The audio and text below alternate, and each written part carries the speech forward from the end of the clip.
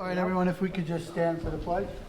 I pledge allegiance To the flag of the United States of America and to the republic for which it stands, one nation, under God, indivisible, with liberty and justice for all.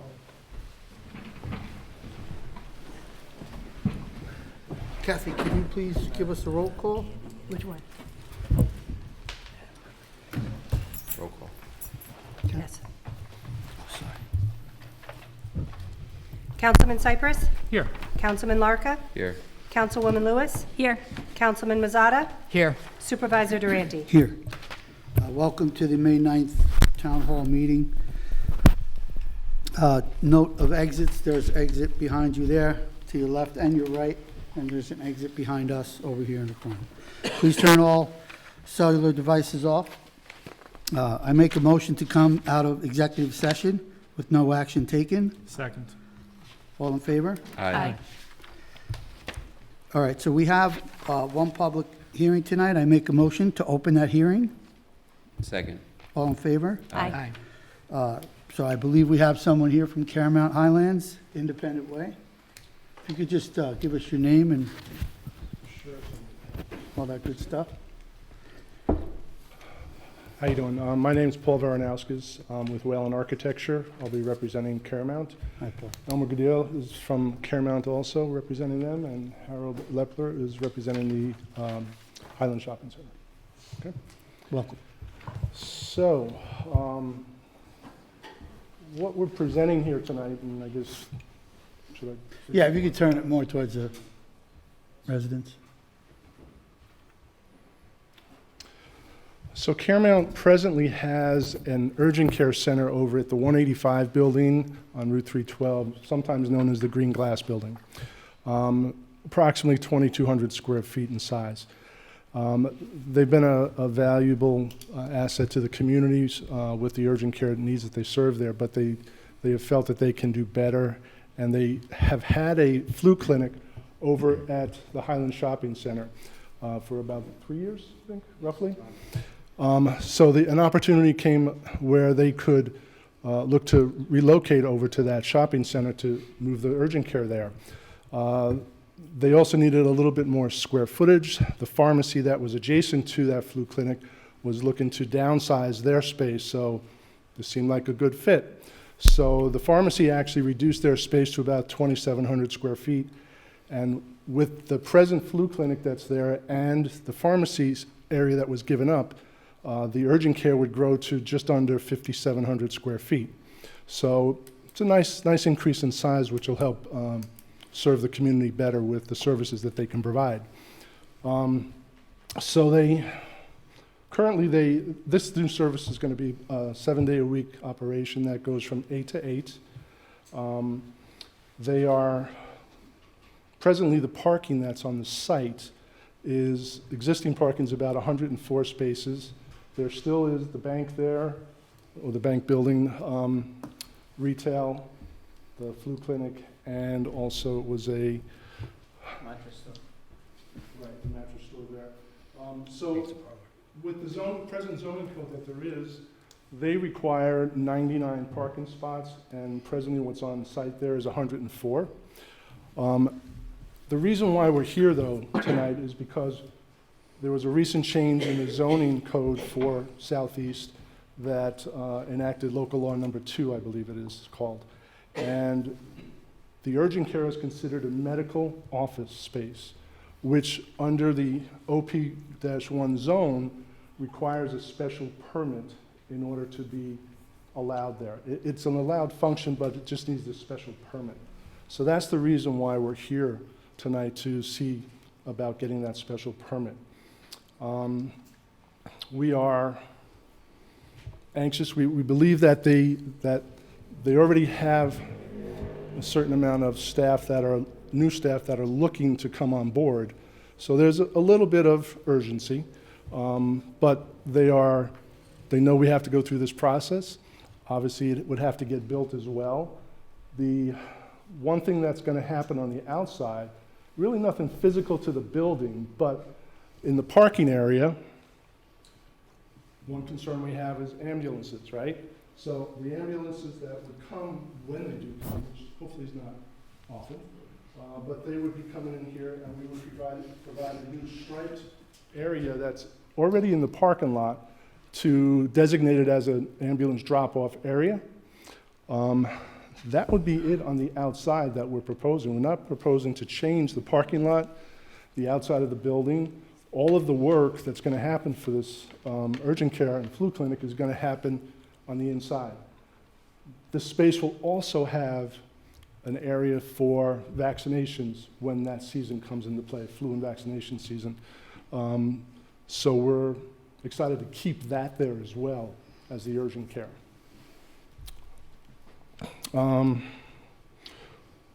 We don't see that there's going to be any impact on the water and sewage usage. We've already looked into that. As far as any new traffic generation, as far as any times when there might be an overlap, the time that you get heavy traffic there is not the same time that they would get heavy traffic for those that are going to the urgent care. So that looks like that would be pretty good as well. There could also be some economic benefit for the pharmacy, having the flu clinic right next, the flu clinic and urgent care next door. So we're hopeful that that will increase the volume of business that they get as well. So that's a very good benefit. Yes, sir. Yeah. No. All our buildings, including the space, are fully fire protected. Okay, so just being reminded that all of the buildings that are there in the shopping center are fully fire sprinklered and protected. So as far as any concerns along that lines, we feel very comfortable to say that we're in good shape with that. So that's just another point that we wanted to bring up. I just have two questions before you go to the public. You said ambulance drop-off, but that would be ambulance pickup? Yeah. Why would an ambulance? Oh, I'm sorry, yes. Okay. Yeah. Well, sometimes they actually do get some drop-offs once in a while, I believe, there. It depends on the Elmer Goodyear with How you doing, buddy? Caremark. It depends on the nature of the patient. If it is a patient that has a mobility Mobility. situation, they get dropped off by ambulances. Okay. But usually it's just a patient that unfortunately goes into a higher critical condition beyond what they can do for that patient there. Then 911 is called, and that's when the police arrives, the ambulance arrives, and that striped area that Paul is pointing to is usually the space that is designated for ambulance to pick up patients. And there's a height bar there, but the ambulances are fine with the going through that? Yes. And does this fully replace the urgent care that's in the glass building? Yes. That is the intent, is to address some space restrictions that we currently have. I don't know if any of you have been to the urgent care, but the waiting area is very small. Okay. And so we're trying to separate that specialty from the rest of the building to limit those space constraints that we have right now with the rest of the people that come into the building for all the maintenance services in terms of healthcare. Okay. Thank you. I have a question about the spots, actually. You said 104? Yes, in that general area of the shopping And the center. code is 99? 99 is required for Now- the uses that are there, but there's 104 available. So that 104, it's counting your use Yes. also, I assume, at this Correct. point? Okay. I do have a couple of questions. Something strikes me a little concerning about the logistics of that parking lot, regardless of space. We do know of quite a few ambulance calls that come out of urgent care. We've been tracking them. What's your patient volume right now, daily? Out of curiosity. If you could just come up to the mic so Sorry, we sorry. can get, that's You okay. know, I am not privy to the clinical operations. I don't have that information, unfortunately. Okay, that would be helpful for Yeah. me. Sure. I would like to know what an average patient volume per day. Right, we can get that. But just, me trying to figure it out, 100 patients a day, just putting it out there, I'm not If you, sure. I would appreciate, volumes, times. I think that would be very helpful. for a special permit? It's a tight parking lot. Yeah, so, Harold, Mr. Lepre is suggesting, so the FTE count based out of this location will be on an average 2 or 3 providers. And the staffing support that goes with that is about 10 to Right. 12 support staff. So based on that, it could be in the range of, 90 to 100 patients within the cycle of the shifts from 8 to 8. Right. I work in healthcare, so patient volume is dependent on time of day very often, especially with an urgent care. Yeah. That parking lot can get pretty, I do have concerns about the logistics. One other question with the parking. I was at the planning board meeting. I'm sorry? Excuse me? Just another question about the Yeah. parking. Did I hear it correctly at the planning board meeting that you're going to have your employees parking furthest away so that those other spots are basically open? The ones in front, we are definitely going to do that, Yeah. but there is an option that we can actually have them park across the road there Yeah. in the diner area, if you The will. dining Next to area. the diner. Yeah, so this Yeah. way, that would even free up some more parking to allow for the heavier times that Yeah, parking might be there. okay. No, I would appreciate that information if you can get that for me. Anyone else? So this is a public meeting, so if anyone has any concerns, you can come up to the mic and ask some questions.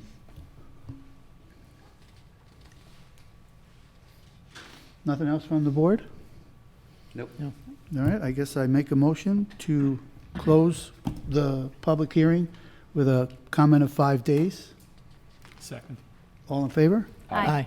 Thanks for coming, guys. Thank you. Thank you very much. Okay, so we'll go right into our work session. And tonight, we have Andy from Metro North here to talk about the new Southeast Garage Station. How you doing, Andy? Good, how are you? All right. Yeah, if you could just, So I can see everyone while still sitting down. from the computer sitting down. Does he need a microphone down here? Need a microphone. You do. that is a good idea. Can we just pull that one over? Yeah. I think so. Is it a long cord? Do you want to, can I make a motion to take a 5-minute recess? Second. All in favor? Aye. Second. All in favor? Aye. All right, Andy, you can go ahead. Thank you. Thank you. Thanks, everyone, for being patient with our mechanicals. It's always an adventure when it comes to audiovisual. Yes. So thank you for having me. It's a pleasure to be here. I'm Andy Booter. I'm the Director of Government and Community Relations from Metro North Railroad in the MTA. I've had the pleasure of meeting most of you and happy to meet the rest of you. Andy, So- before you get started, can you hear that in the recording? Yes, absolutely. Okay, Beautiful. thank you. Thank Sorry, you. Andy. No problem. I'm here to talk about the Bruce Yard improvement as well as the Southeast Station parking and the program that we have. This is what is actually currently underway already and where we are in progress. I want to give you an update on what the entire program holds, as well as where we currently are, as well as some of the conversations that we've had between MTA and the town, and where we've kind of landed on a few things that hopefully I think are mutually beneficial and satisfactory. So Brewster, as we call it, Brewster Yard, which is the Southeast Station, has 4 components. It has the Southeast Station parking, it has the Southeast Station itself, the Prospect Hill Road Bridge, which is already there, as well as the Brewster Yard. The yard is an active rail yard that we've built in order to help us run the Harlem line. It's one of the few, actually it was one of the, we've got about a dozen yards throughout our territory, so I'm not sure how, if I was going to say a few, more than a few, it's more than a handful, it's kind of in between that area, but it's one of our critical yards to help support our operations throughout the entire service territory. And this yard is actually very critical for all the service that's coming out of here, both down into the city as well as all the service that goes north of here.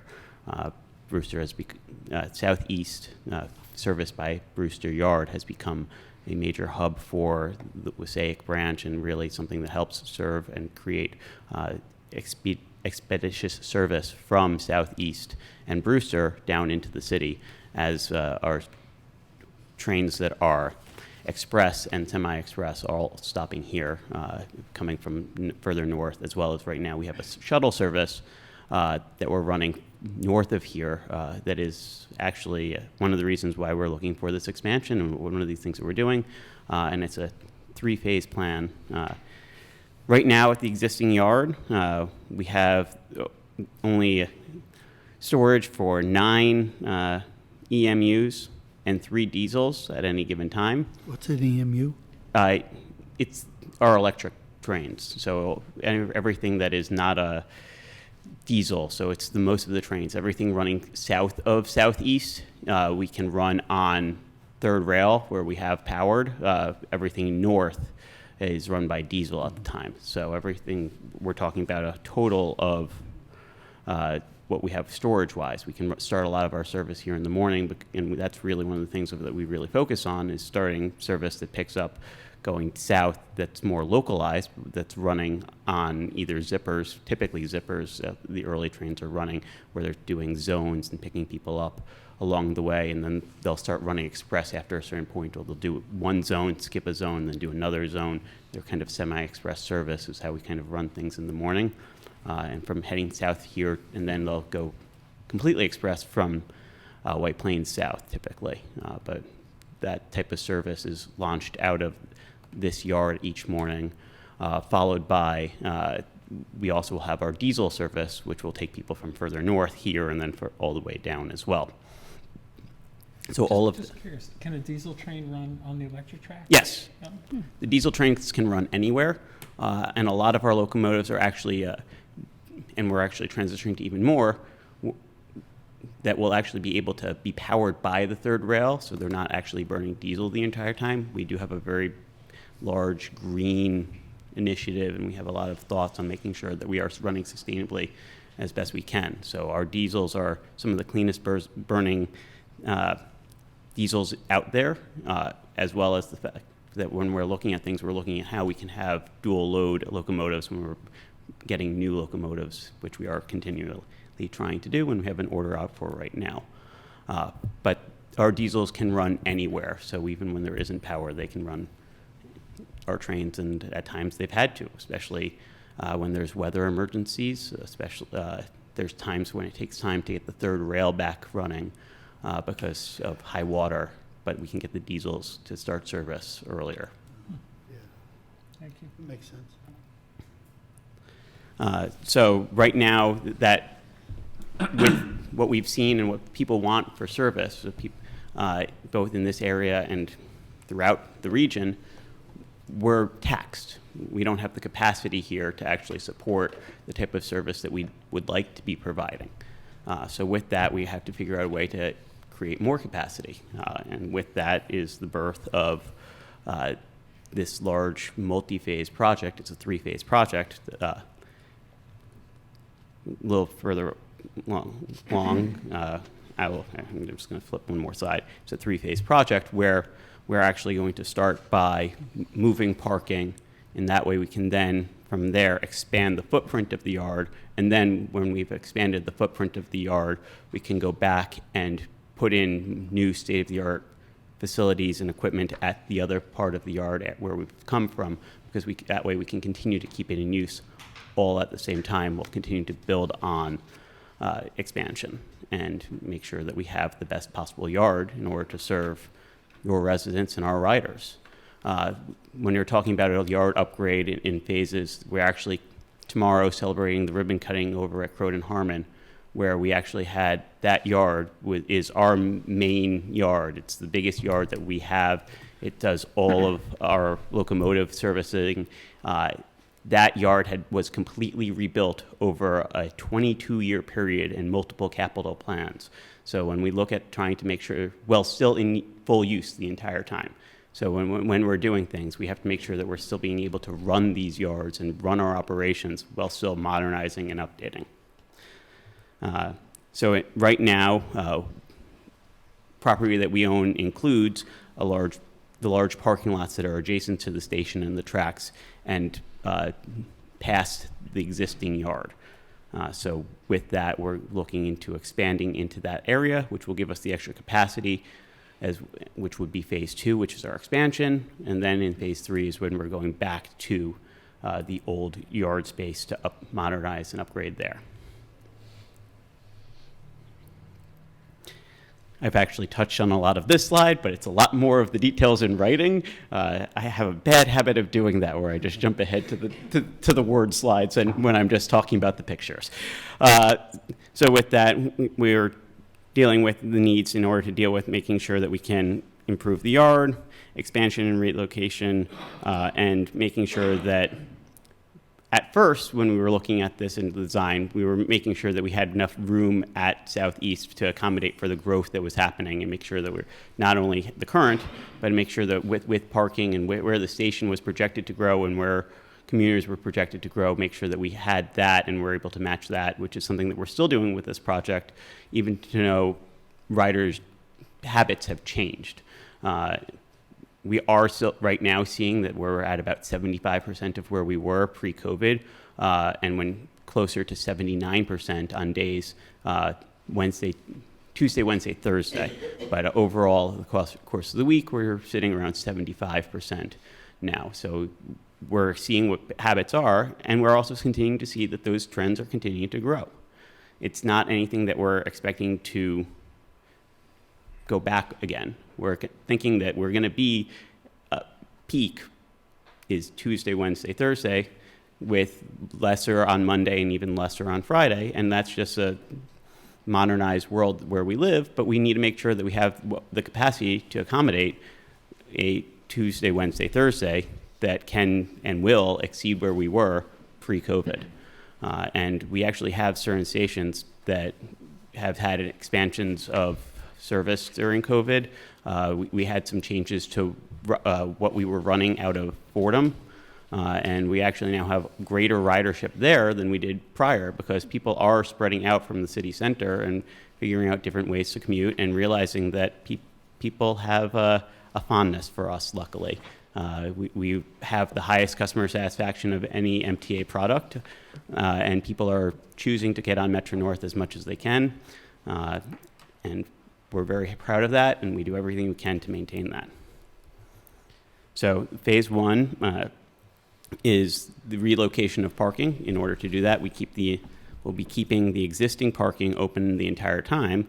We build a new bridge, a connecting road, as well as a 5-story garage that allows for covered parking the entire way, solar components on the roof of the garage to power not only that facility, but also help provide power to the yard facilities, and covered entrances to the entire yard, so that customers won't have to worry about rain or snow in the same ways when they're moving to and from their vehicles.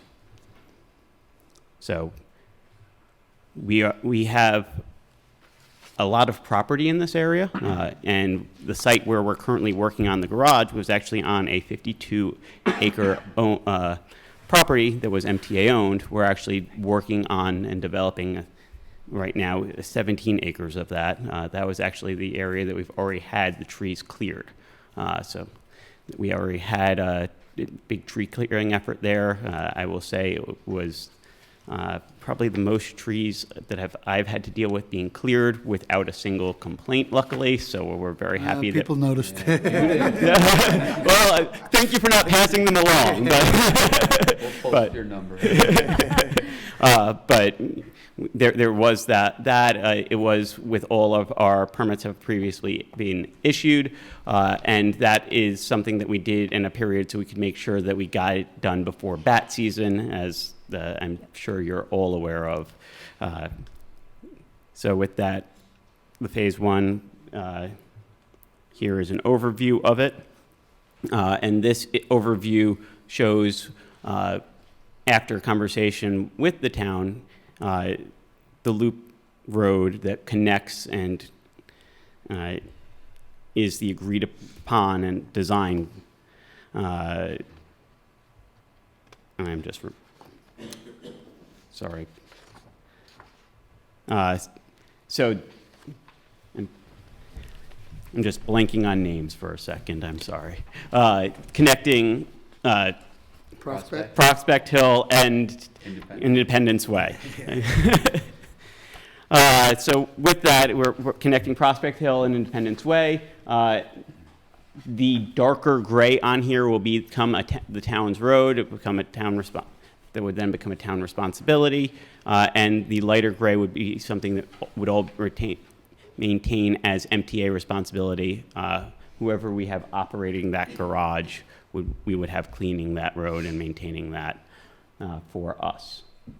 So that's kind of the layout there. This is the newest version, kind of based on everything. This still has to have some updates to it as well. I think there's things like shoulders missing, but this is the basic layout that was negotiated and agreed upon and between our engineers and yours. Touched upon a lot of this already, talking about some of the benefits to this new facility. Again, it will provide consolidated parking closer to the station because everything, instead of being a sprawling surface lot, everything will be consolidated at the garage, allowing for easier access and covered access for our riders to be able to get to the platform and be able to get to the station. There will be a solar system on the roof that will provide power to the site as well as to our trains in the yard, the pedestrian bridge, a new kiss and ride zone, which actually is something that we've seen as people return because of the changing tendencies in how people work. There's actually a lot more people who are getting dropped off at the train because one partner might be going in and the other partner might not be, or they'll be alternating. So that's actually one of those strange small things that we've noticed and that we're definitely trying to make sure that we're accounting for is just making sure that there's spaces for people to safely get dropped off. And we will be doing on the bridge in the new areas, surveillance, transparency, LED lighting, and a lot of those elements that make it easier for people to walk and appreciate the station area. In phases 2 and 3, again, we will be expanding storage at the yard, which will enable flexibility with our scheduling and allow us more ability to best serve the community in the area. We will be able to efficiently promote better connectivity. We'll be able to encourage the use and lower carbon imprints as we continue to draw people onto trains where we are one of the greenest ways to get around. So that's always a benefit for enables service on the Harlem in conjunction will end with time. As I said, we look at everything as kind of packages. In order for us, even people talk about, oh, you just need a third track down in White Plains. Oh, you just need a third rail north of here. That's how you can run more service.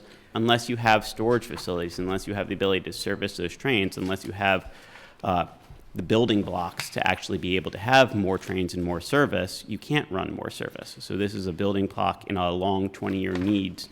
This is a foundational step in order for us to be able to improve service along the Harlem line when we are having full electrification, when we are having a third track, when we are having fleet improvements. So this is... Did you say there was a plan to electrify north, or you're not sure? So the way we do things is we have a 20-year needs assessment, and we have 5-year capital plans.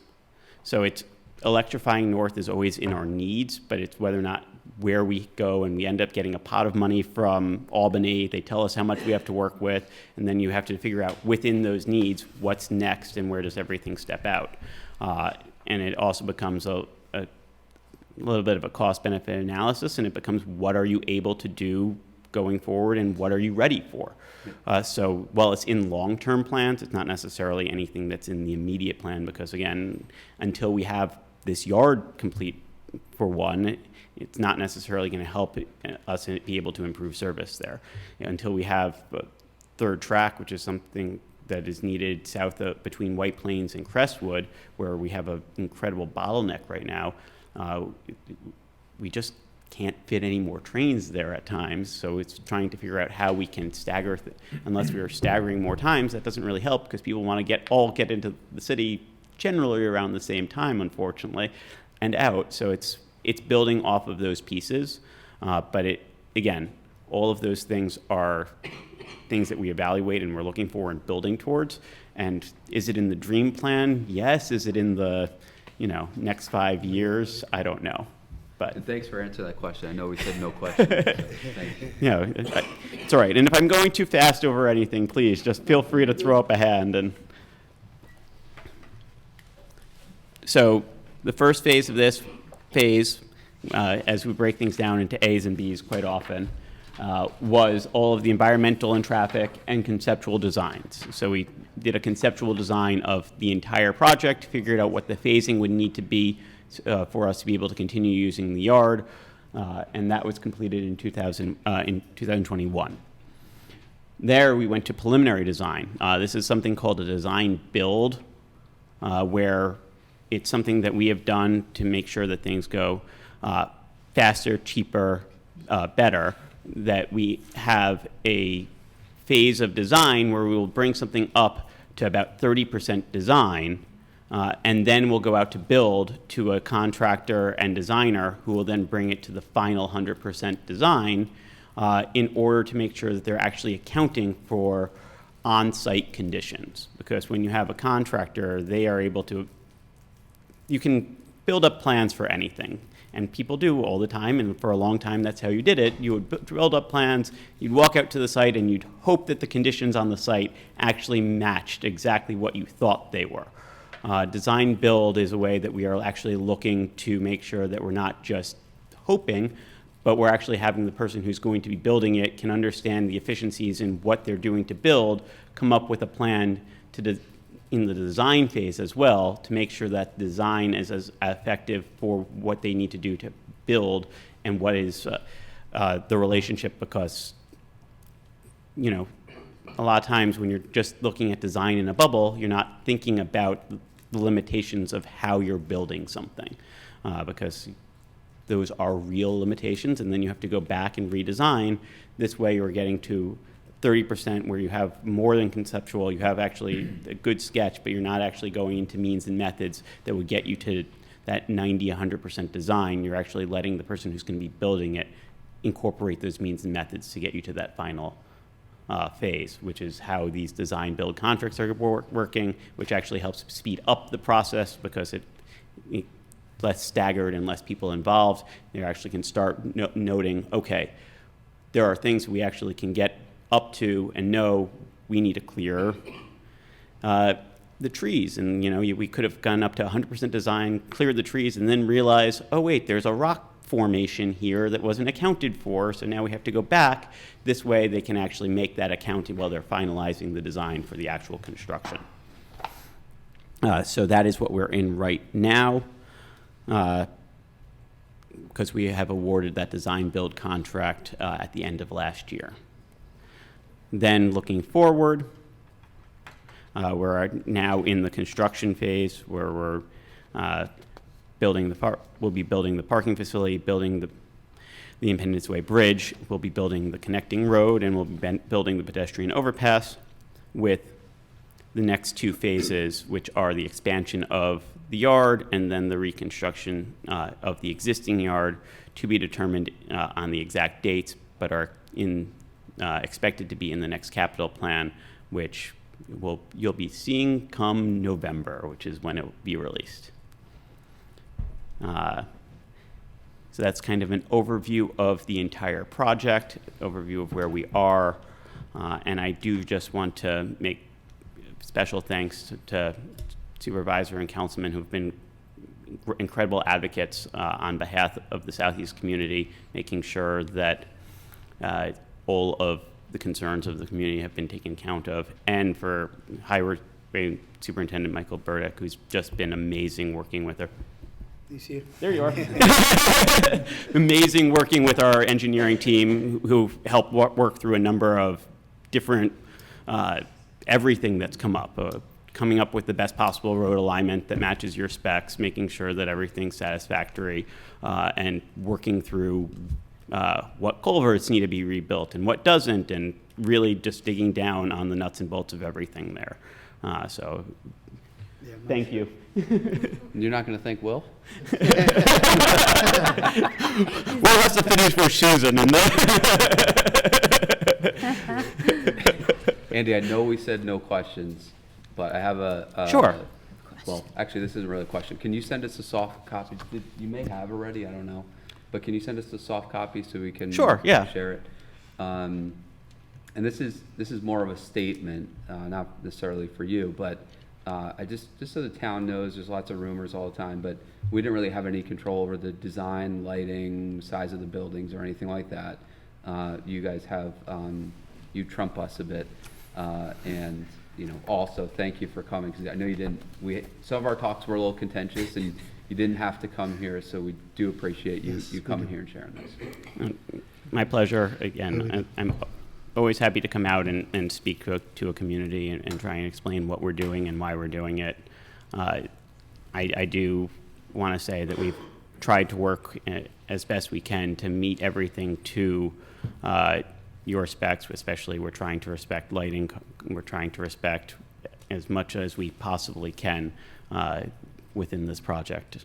And I am happy to, I'm not an engineer, but if there are any questions that are engineering, I'm happy to get them answered by my engineers. If there are concerns that are more general, I'm happy to do what I can to try and have them answered. And I do encourage everyone on the town council to reach out if they do have any questions about this or anything else. I will give you a warning, though. We have a person in our midst. Her name is Lynn Eckhart. If she gets your number, she's going to want some trees. So just be ready for that. Yeah. Specific Yes. species, probably, too. She's going to want to talk to. She's going to want some landscaping. All right, thank I you. will say that I get a lot of questions about trees. It's throughout my entire territory, and one thing that I will say is next to our right-of-way, if we're trimming trees, we typically don't restore anything because we're trimming them because they are a danger to the right-of-way in our service. When we're talking about general landscaping in the area of a larger project, that's something that sometimes is considered. I know that we're going to be doing a lot with the environmental impact that we can. I know we have a large retention basin to help try and improve some flooding and stormwater for us and for the town. So I think that everything is kind of being thought of that way. But when it comes to, especially, I say very begrudgingly because it's not something that I am ever happy to talk to people about, is what I will call as like aesthetically pleasing trees is something that we rarely, and like especially the railroad, never does. Occasionally I can sneak them in with a capital project, but it's one of those things that is not necessarily the easiest thing for us to do just with budget constraints. But we also do love working with communities, and it's not the same thing, but like we've done a lot of where we can't do plantings, we've always worked and been able to get communities that want to have plantings licenses so they can take care of plantings. So there's always ways to work through things. Well, I think we all appreciate you coming down and talking us through it. I think we'll talk again at some point soon. I'm sure Andy, we I'm will. going to send you an email to request some screening along the train line, but you don't have to discuss it now. It's coming. Okay. Thank you. Thanks again, Andy. My pleasure. Thank you. Thank you.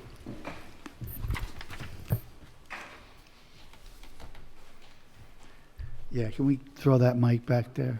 Yeah, make a motion to take a 5-minute recess. Second? All in favor? Aye. You tried. Everyone, I make a motion to come back into the meeting. Second. All in favor? Aye. So our next discussion is with our Highway Superintendent, Mike Burdick. He's going to talk to us about some highway cars, really fast ones.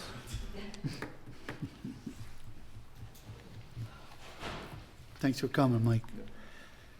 I want to touch on the Metro North, this Metro North project. We've been in constant communication with them for, the past few months, back and forth with the design.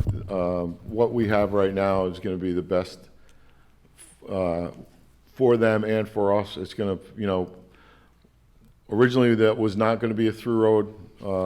We have it, so it's a through road now. Just to anybody that drives around here, we know what the traffic conditions are like, and we're just giving somebody another option to go, to come out onto 312 at a traffic light instead of coming out at the Prospect Hill and 312 intersection.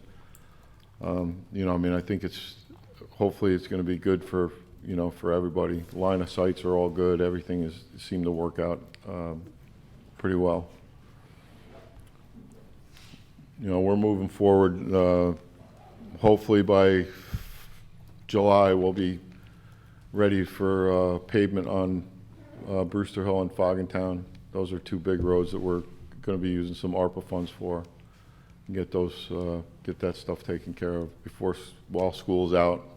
We'll get it taken care of before the school starts up. But right now, we'll probably get some complaints because we're working on the road now and we have to close the road, slow people down and do some work. We're closing it again this weekend. We're doing a major pipe crossing, so we're going to close the road for a few hours on Saturday. But other than that, we keep the road open during the week for school traffic and all that. So, any questions? No, I have to say, Mike, because Mike and I have talked about Metro North and how that all went about. And I appreciate what you've done because you really got that road to be something that everybody can use. And they weren't even close to that when we first talked to them. So, thanks. Yeah, they've really been accommodating. We made some concessions. Originally, that was supposed to have big, wide paved shoulders, so it was going to really look like a big, wide, So we've got it down so there's going to be grass shoulders there, so it looks more like a rural road instead of, like if you drive up to Independent now, you see how big and wide that road is going down to the train station. I didn't necessarily want that look coming out of Prospect Hill, so now it's really going to be a 24-foot, 2-lane road, but it's not going to have 6 feet of blacktop on both sides and make it, the thing would end up being over 30 feet wide, which is really unnecessary. But they've been really accommodating. I think we got a real nice design right now. I wasn't able to get onto that call today. Did you guys want to talk about the Enterprise situation at all, Alex? Yeah. Mike and I had a Zoom call today from a representative from Enterprise Fleet Management. And the reason for that is we wanted to explore how the town fleet is comprised. And this is non-highway fleet vehicles, right? Correct, Mike? Yeah. We have an aged fleet, and we wanted to just investigate maybe a different way to source and procure and manage our fleet, and that's what Enterprise does. A little differently than our typical buy and hold model and run them until they don't run anymore. So we had a good conversation from a representative there, and they're going to give us a couple scenarios. So that way we could come back to the board and review and explain. And it really, what'll end up doing is it'll give you a fixed cost to budget for the next 5 years. That includes maintenance. This is basically something that's going to be a complete package that we'll know what and then at the end, because we do such low mileage, at the end we'll end up having equity. We'll build equity in these vehicles. So when you roll over into the next lease, you're going to have equity in these vehicles, which is going to, then as you move forward, if this is the way we're going to continue, as you move forward, it's actually going to end up, the price is going to end up going down because we're going to be building equity in these cars because we typically do, less than 10,000 miles a year. So they'll be, vehicles that will have some equity in them. Mike, you originally had wanted to come to talk about our fleet. Now, I don't know the finances of this yet, but does a proposal like that alleviate whatever concerns you wanted to bring to us? Well, what it is it's just, you know, a different administration, you know, things were done differently. Whether it was the right way, you know, I mean, I think right now I told Alex, I'm getting all the information, what we paid for the vehicles, what the maintenance cost was, you know, so we can break this down, basically break it down over a 5-year period. If we buy vehicles from the federal government and we keep them for 5 years, what is our cost going to be? And you can't project repairs, you know, on a used vehicle. So you're going to have to kind of anticipate that. If we go to leasing, we know what our fixed costs are going to be, you know, the whole time. So it's just a different way, a different approach. I think they'll be more fuel efficient. You know, I mean, I think that, you know, newer cars are more fuel efficient than the older ones. So I think if you take all that into consideration, I think it may end up being a worthwhile thing to look at. And it's not every vehicle. It's, you know, I mean, I think there's just a handful of vehicles, you know, between 5 and 7 vehicles that we can kind of use something like this, you know, which would be, you know, rotate them out every 5 years. And we may not want to do 5. We might want to do 3. It's, you know, they're going to give us the numbers on how we're going to do it. And, I think it'll end up being beneficial to the town because it'll give you your fixed cost for, you know, over that period. Right now, we really don't know what our fixed cost is. We go buy a used vehicle from the federal government. We have that initial expense, but then what are the expenses over the next 5 years? We can't project that. You know, so I think it's definitely worth looking into this. You know, then we'll at least we'll know what everything is going to cost us for the next few years. Okay. Thanks, Mike. All right. Thanks, Mike. Thanks, Mike. Thank you, Alex, for taking care of all of that. You're welcome. Okay, so our next discussion is a procurement policy update, and I believe we'll go back to Alex. So we presented this a couple weeks ago, an initial draft, and we started a discussion. I think the board needs a little bit more time and some more internal discussion. I think have a couple points that we particularly have to address. Anytime you create a new policy, its value is only as good as the direction in which you place it in. So we certainly need to ensure that a policy is in place. We need to know which department owns it, operates it, runs it, manages it. So that's one of the questions the boards will be discussing. Who will oversee the policy, administer it, and provide supervision. And then we've got some internal housekeeping matters, I'll call them, to help us determine, again, another layer of when is the policy applicable. We've got some internal purchase order issues that we have to resolve, which will then lend itself to finalizing the policy. So more work for the board to discuss, and certainly, I don't know if anyone has any questions at this time or whether we'll just continue to work through it. Anybody have any questions? I don't. Thank you. Thank you, Alex. You're welcome. Okay, so we're gonna go right into our regular meeting. I make a motion to appoint an ethics board member.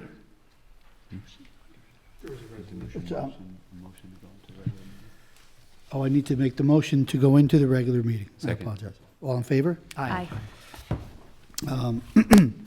So we has a resolution for an ethics board member that we interviewed last week. So let it be resolved that the town board of the town of Southeast hereby appoints William Callahan to fill the expired term of Kevin Callahan as a member of the Southeast Ethics Board, whose term is set to expire on December 31st, 2026. And be it further resolved that this appointment shall take effect upon the taking and filing of the appropriate oath of office with the clerk of the town of Southeast. So moved. Second. All in favor? Aye. Our next resolution is Chapter 83, Historic Sites. I think we've seen this one before.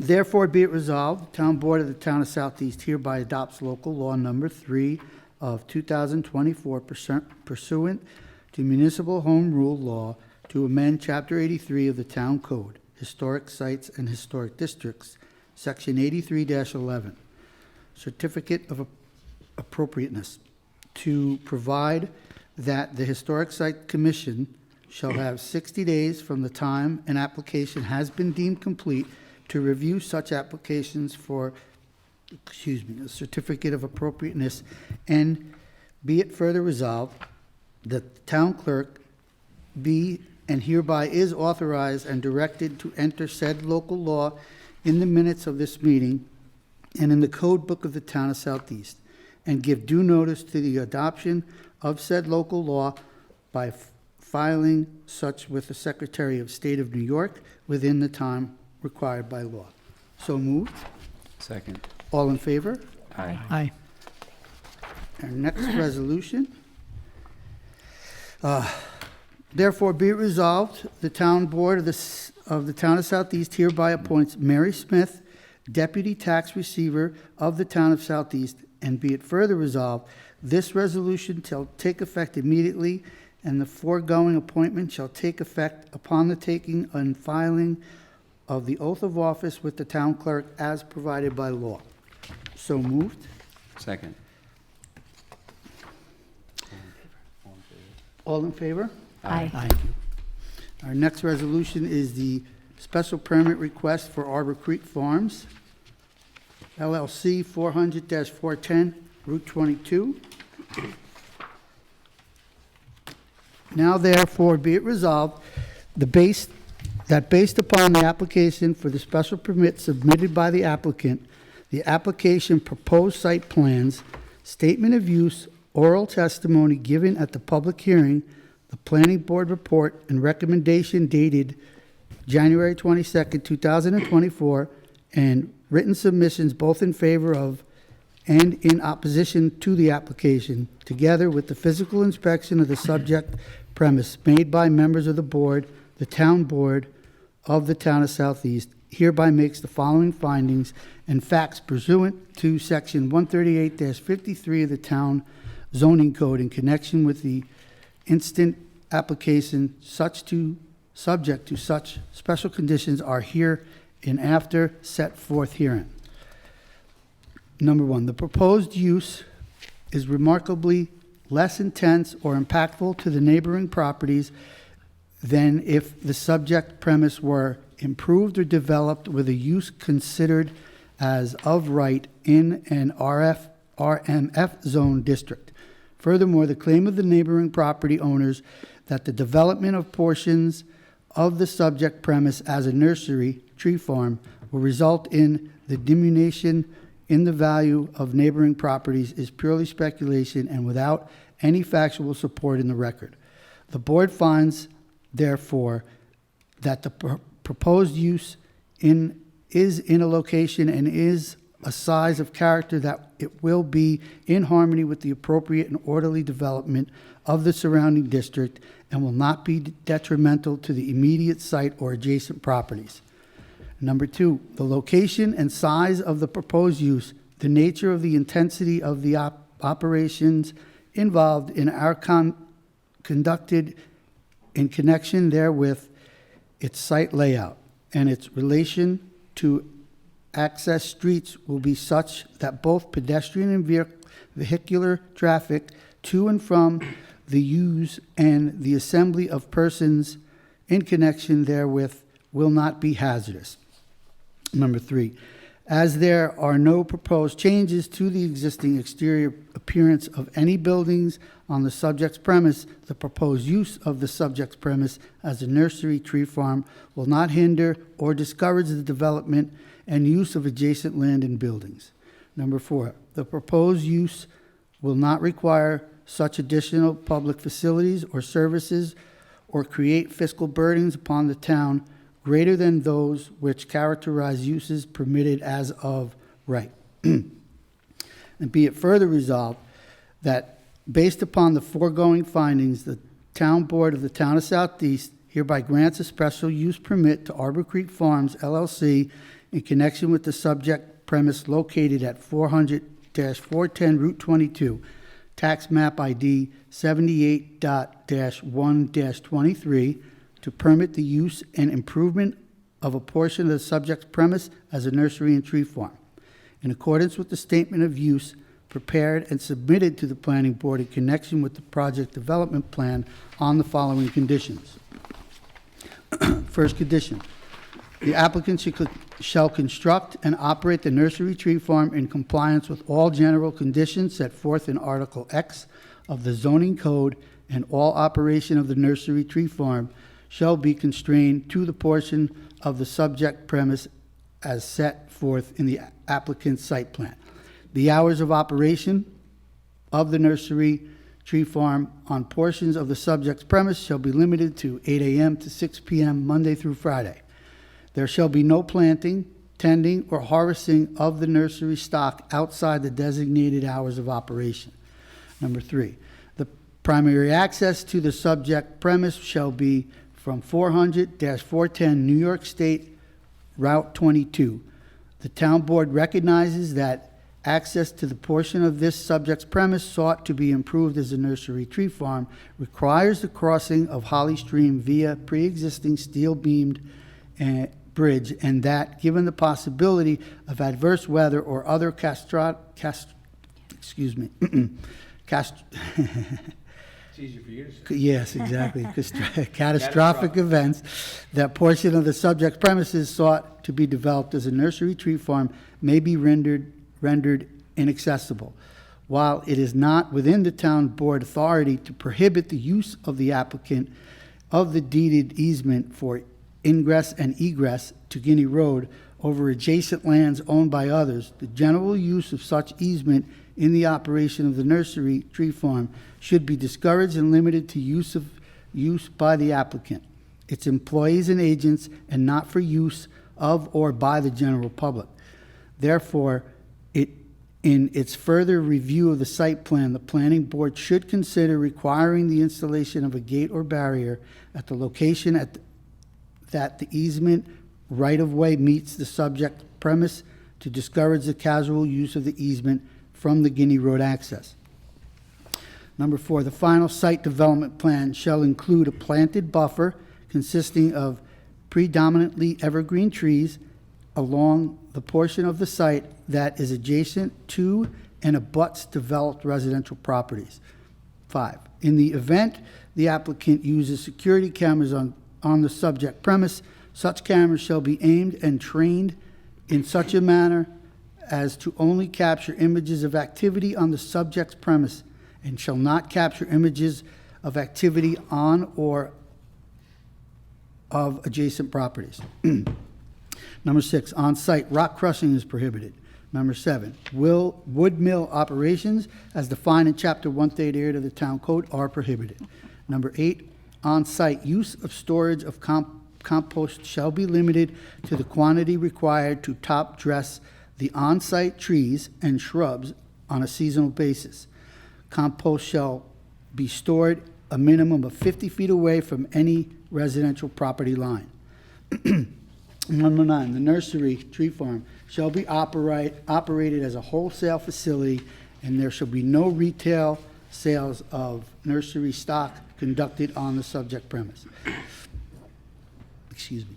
And be it further declare and resolved, provided the applicant complies with the foregoing in the development of the subject premise, the town board finds that the application conforms to all the general standards and applicable special standards of Article X of the zoning code. And the application and the determination is in harmony with the purpose and intent of Chapter 138 of the Town Code. And be it further resolved, the town clerk is hereby directed to enter this resolution into the minutes of this meeting, provided a certified copy of the Secretary of the Planning Board, and to mail a certified copy of this resolution to all applicant forthwith. So moved. Second. All in favor? Aye.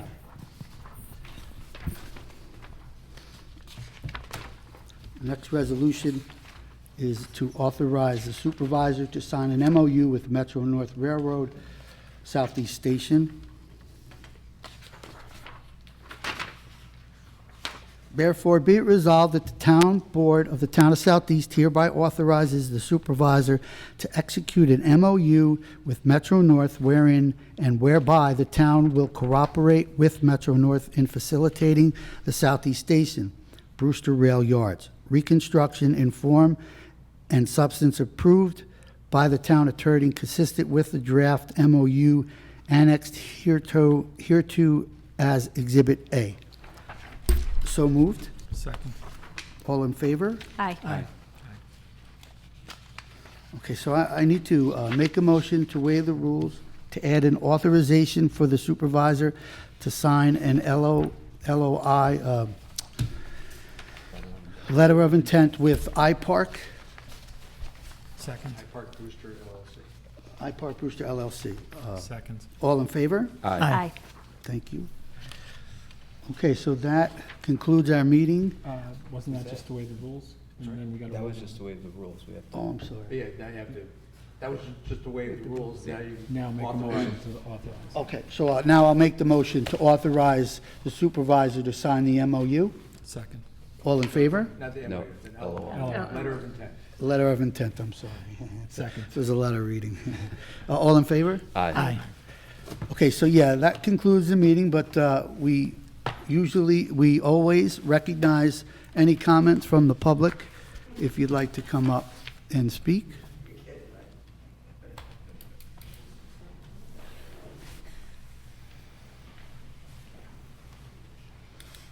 Good evening, Stephen Carlson from Arbor Creek Farms. I just want to say thank you very much. I appreciate your confidence in our application and moving us forward.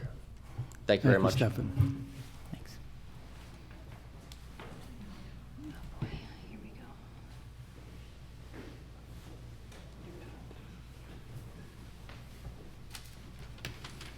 Hi, Dolores Gallo, 69 Guinea Road.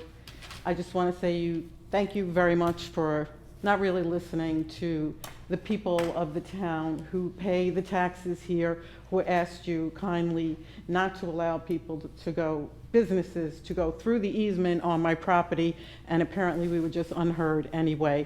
And I've been in this town for 8 years, and I've been to several meetings where the people of this town who pay the taxes have said, please don't do things, and it really doesn't make a difference, like the logistics center that's going up over by Independent Way. So I guess it's really a waste of our time to come here because it's your decision either way, and because it doesn't affect your homes or where you live.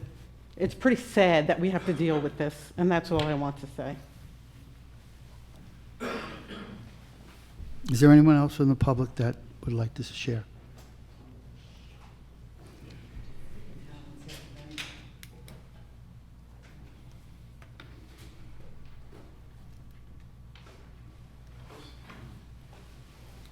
Evening, Scott Seaman, Town of Southeast. Hey, Scott.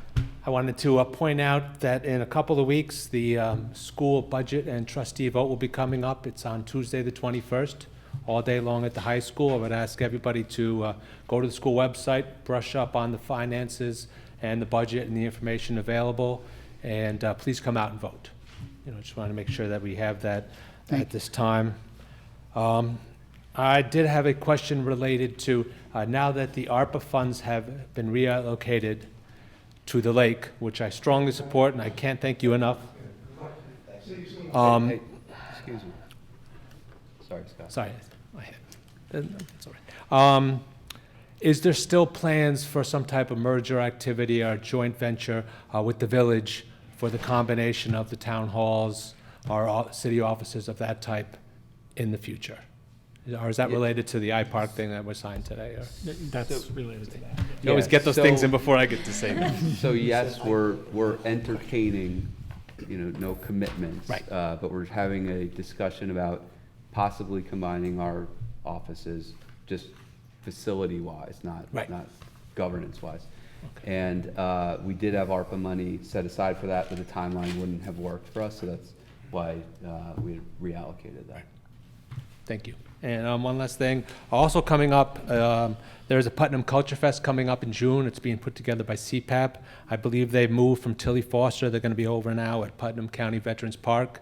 It's a very great community event, and it brings a lot of different people, and I think they're talking about bringing in a circus. So it's just something to keep people in mind, and maybe I'll come back next month and remind everybody. Thank you. Never been to circus here. Thanks, Scott. Yeah, never. Thanks, Scott. And Scott, so you know, the lake is a constant dig right now. We're trying as much as we can to improve things down there. So it'll be a slow go, but we'll get there for sure. Thank you. Hi. Yeah, I just wanted to Just, comment. let us know who you are. Oh, hi, my name's Katie Fave. I just wanted to comment, one, I appreciate that you've mentioned in terms of the use of the easement, that it should be discouraged.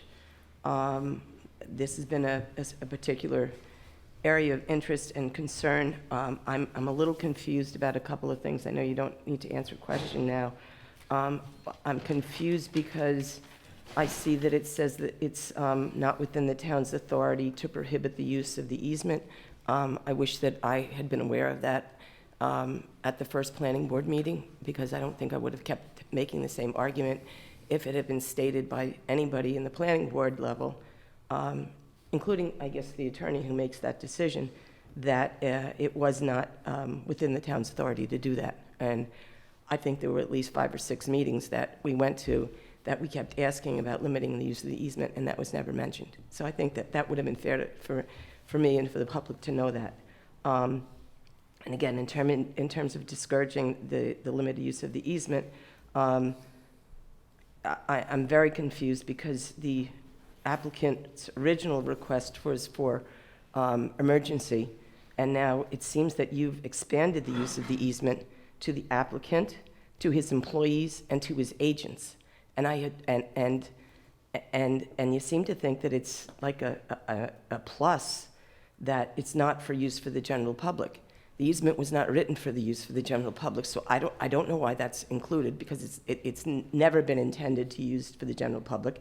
You're now allowing the employees, which is employees in vehicles, multiple vehicles and multiple people on that easement. I have no idea why you expanded the use of that easement when nobody asked you to. It just doesn't make sense, because again, the applicant was asking for emergency, and I believe initially it was emergency and convenience, which we were asking to be defined. And again, it makes no sense to me at all. I will say that, you mentioned the installation of a gate. Just know that from the original plan, Stefan, he said he was going to put a gate there, so that's no bonus for me. The whole process really has not made a lot of sense. There have been discrepancies in the plan and in the process, and confusion in terms of information at the planning board level before it got to you guys. And I think somebody, you need to take a look at what happened here and why it was so confusing to the members of the public, because it's really, really disappointing. Thank you.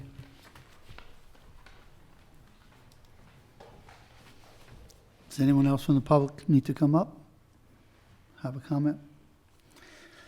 Does anybody from the board have any comments from tonight? I have no comments. No comment? I guess I make a motion to close the meeting. Second. All in favor? Aye. Aye. Thank you for coming.